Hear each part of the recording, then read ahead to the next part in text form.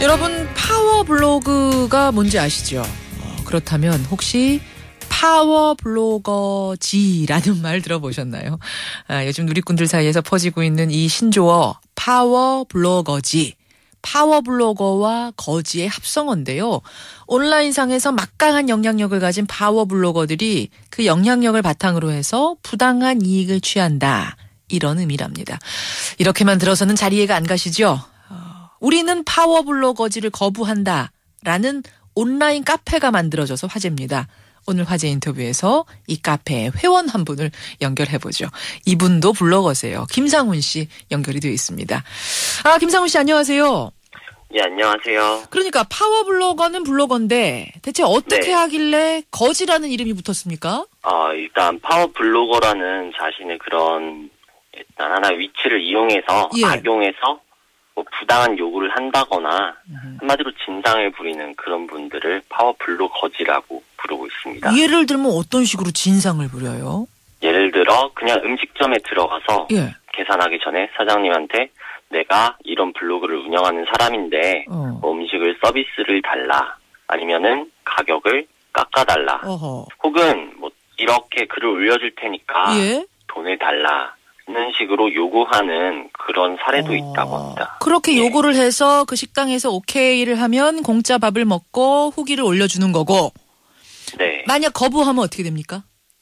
거부하면 거기에 대해서 일부러 평을 안 좋게 쓴다거나 하는 경우도 있어서 이게 문제가 많이 되고 있습니다. 맛이 있었어도 여기 가보니까 되게 맛없다, 불친절하다 이런 글을 써버려요. 그렇게 파워블로거가 먼저 요청을 해서 이제 가짜 후기가 만들어지는 경우가 있는가 하면 또 가게 측에서 요청을 하는 경우도 있겠죠?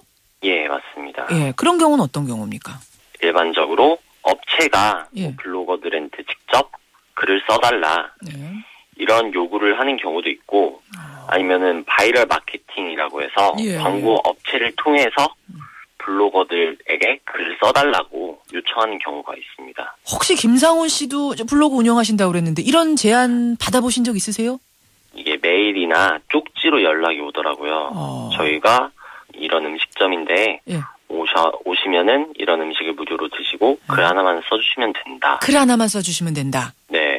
피부과나 뭐 병원 같은 데서도 아니면 미용실이라든가 여기서 시술을 받아서 글을 하나 써주겠냐 이런 식으로 연락이 많이 옵니다. 많이 온다는 게 어느 정도 나온다는 겁니까?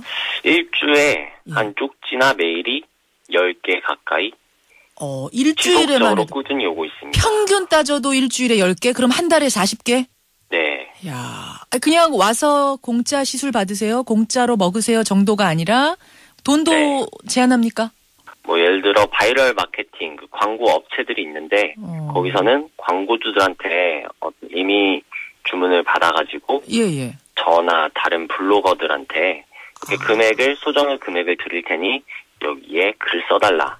심지어는 자기가 직접 가지 않아도 글과 사진을 제공해 줄 테니까 글을 올려달라. 더 심각한 경우에는 블로그를 대여하거나 아니면 블로그를 구입해서 거기에 광고글을 올리는 경우도 있습니다. 사실은 요즘 인터넷에서 뭐 어느 동네 맛집, 뭐 무슨 동 맛집 이렇게 치면은 정말 수많은 글들이 쏟아지거든요. 이런 거 보면서 이게 어디까지가 정말 순수한 후기고 어디까지가 가짜일까 이런 생각들 한 번씩 다 하는데 지금 말씀 듣고 보니까 생각보다 꽤 많겠다 싶네요.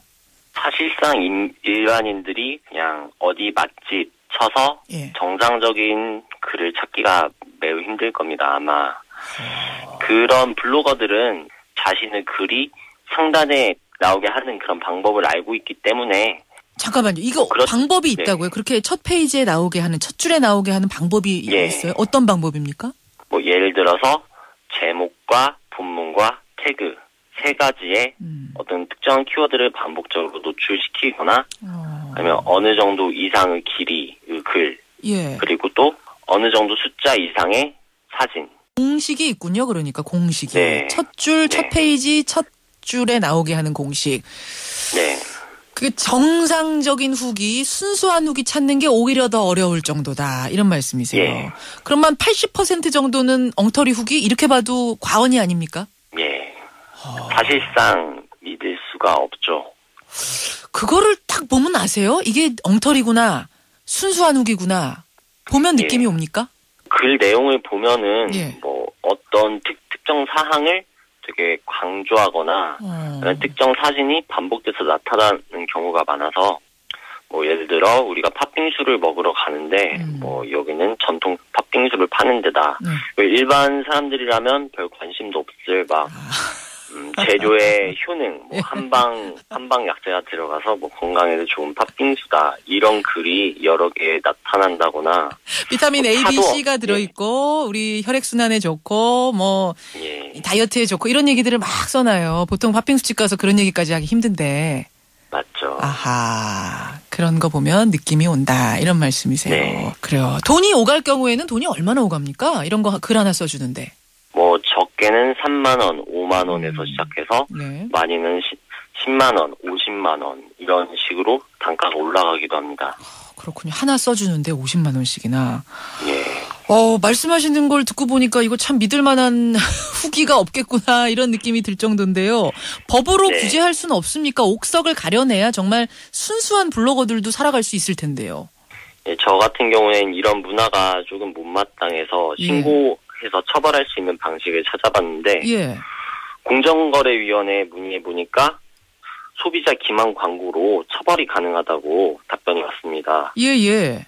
그런데 문제는 사실상 이게 뭐 통장 거래 내역이나 다른 입증할 만한 자료가 마땅치 않고 이게 입증이 불가능해서 사실상 신고로 처벌할 수 없는 게 가장 큰 문제인 것 같습니다. 그러니까 이걸 무슨 계약서를 쓰면서 하는 행동이 아니기 때문에 증거를 찾는 게 어렵다는 말씀이시군요. 네. 그래요. 그러다 보니까 이 얘기가 나온 지 오래됐는데 아직도 없어지지 않고 오히려 더 성행하고 있는 이런 실정.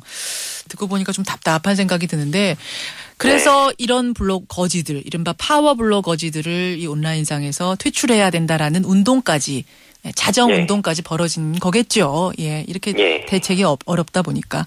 맞습니다. 관심 가지고 응원하겠습니다. 감사합니다. 우리는 파워블로거지를 거부한다라는 화제 카페 회원 한 분 만나봤습니다. 김상훈 씨였습니다.